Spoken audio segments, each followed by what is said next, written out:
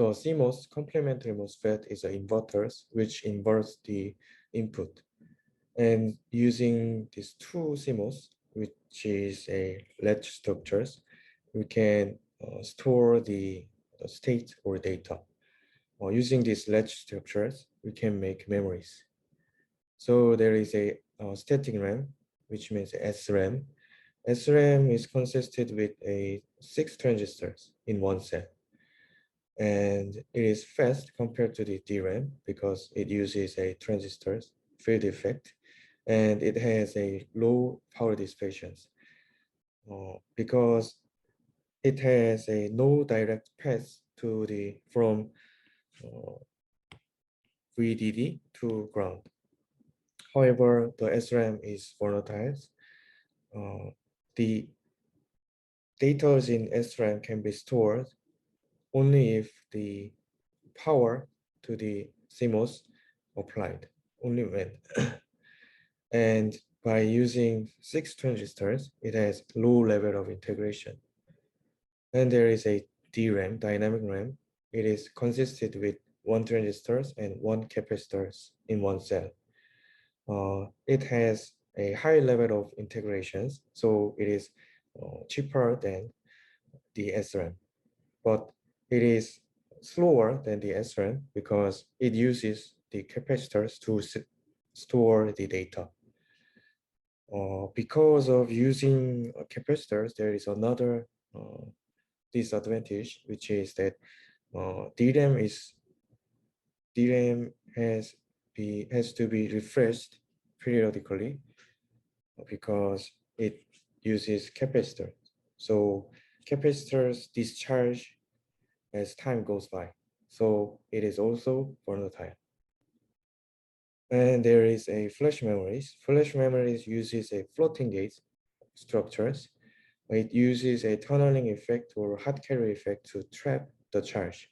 By trapping charge in the floating gate, the threshold voltage would shift to right in the IDVG curve.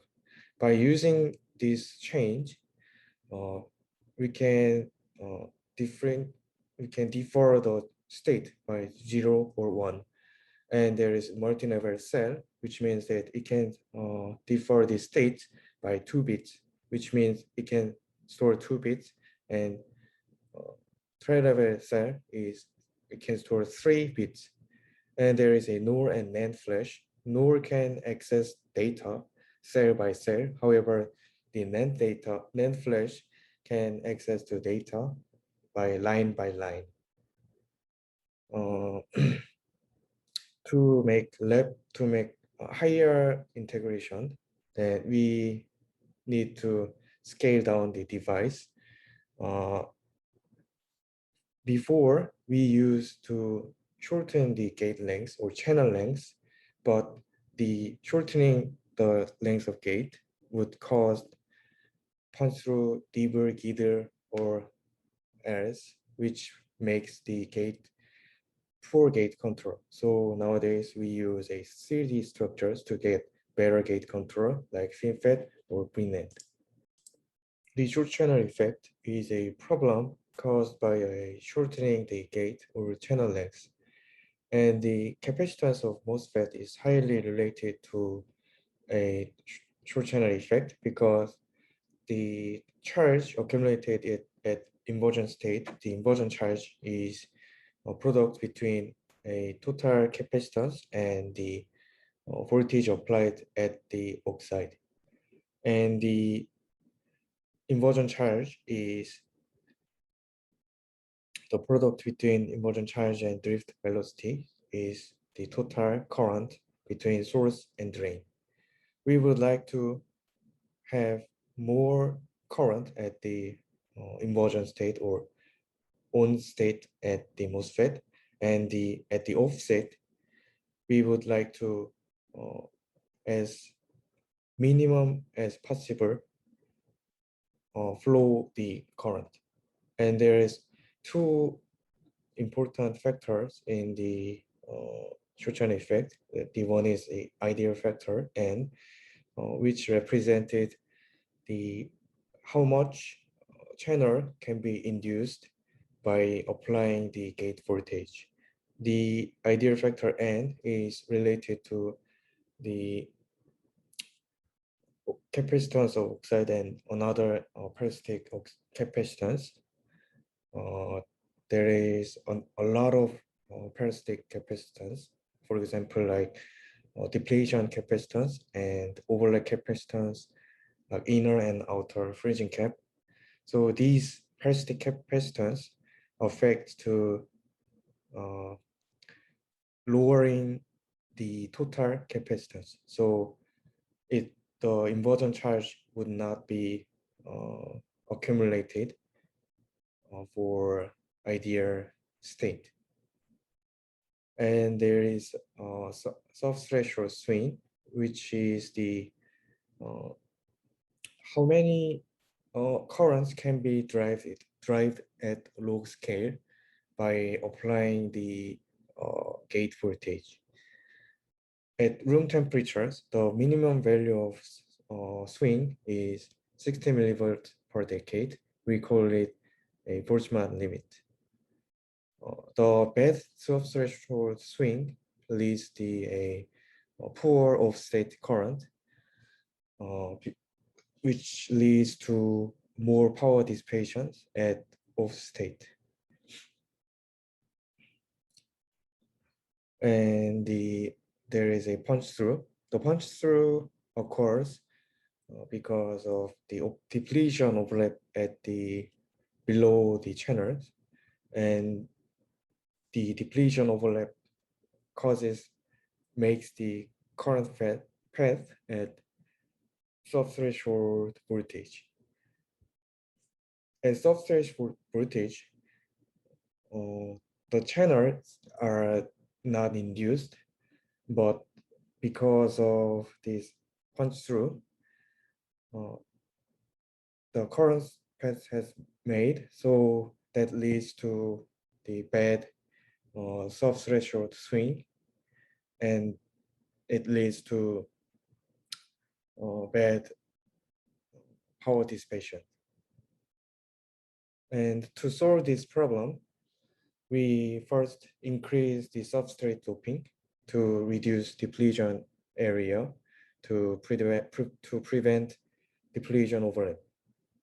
However, these solutions has disadvantage. First, if we increase the doping, then the higher electric field at junctions. The electric field is which leads the band-to-band tunneling, like for example, like Giddle. And also there is another problem. It has the lower mobility because of Coulomb scattering. And another solution is silicon insulators, which cuts off the leakage path. And there is a disadvantage is it can have a higher resistance because it cuts off the current path below the channels. So the driving current would be lowered because of lower area. And also there is a self-heating problem. And the another solution is the strain relaxed buffer. It uses a heterostructures like different energy band level. At short channel device, the lateral energy band diagram between source and body and drain and body are merged. That leads to the lowering of barrier, and that leads to the threshold, lowering the threshold voltage. We call this a VT roll-off. And the depletion between drain or source makes the higher electric field, and the higher electric field makes this steep slope at the energy band, which is Poisson equations, and that leads to the merge of the slope. and the difference of threshold voltage is proportional to the uh, junction depth and anti-proportional to the capacitance of oxide. And there is a DBER, which stands for drain-induced barrier rolling. The DBERs are caused because of the difference between source and drain voltage, and the DBER is how much threshold voltage varies due to drain voltage.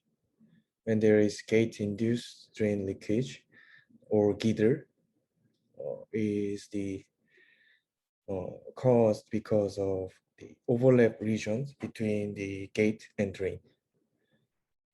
These overlap regions makes the higher electric field, and that causes a depletion area. Also, a higher electric field makes the energy band makes steep, which can cause the direct or trap assisted tunneling, and it can lead to the leakage to drain. By leakage of drain makes the similar to the like punch through that can make the leakage current at subthreshold region. And there is a series resistance and contact issues. Like parasitic capacitance, there are a lot of parasitic series resistance. However, the contact resistance, which is the metal and the source or drain region, has high portion of total resistance. This is because at long channel, there is a sufficient area to conduct with the metal. However, at short channel, there is not sufficient area to conduct between the contact metal. So it leads to the lowering of current. And there is a hot carrier effect. The hot carrier effect are caused by like DBER, but if we give a lot of voltage between substrate and drain, then the impact ionizations can be occurred. And also in the depletion region between substrate and drain, and because of the phonon energies, the electron hole pair can be generated at depletion region, so that it can break down the MOSFET. And there is the latch up in CMOS. There is a PNP or NPN structures between source, gate, source, channel, and drain, or source body and drain. Like it's like BJT structures. The latch up is latch up makes the state cannot change at inverters. We can solve this problem using the STI or DTI, which stands for shallow trench implant or deep trench implant, which can cuts off the contact between P or N. And there is another solution or knob for the this short channel effect. First, the LDD, lightly doped drain, which can reduce electric field at junctions by using this lightly doped drain at the junction, substrate junctions, which can improve the punch through, GIDR, DBER, or any other problems due to short channel effect. And there is a hollow implant, which locally doped at the under the channels to cut off the leakage path be due to a depletion overlap to prevent the punch through. However, nowadays we don't use this knob. Then nowadays we use these 3D structures like FinFET to fully deplete the channels and to gain good control on the gate.